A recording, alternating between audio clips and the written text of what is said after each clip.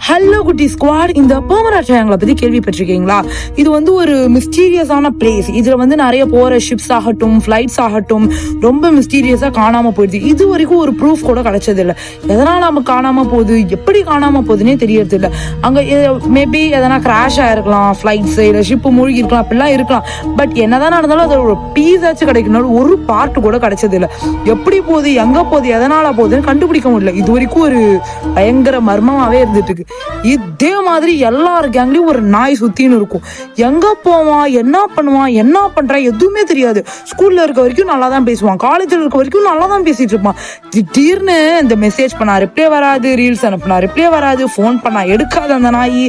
எங்கடா போ, எதனா ஒரு டைம் 2 டைம்னா பரவாயில்ல, எல்லாருக்கும் அப்படிதான் இருப்பான், எப்பயுமே அவன் அப்படிதான் இருப்பான்.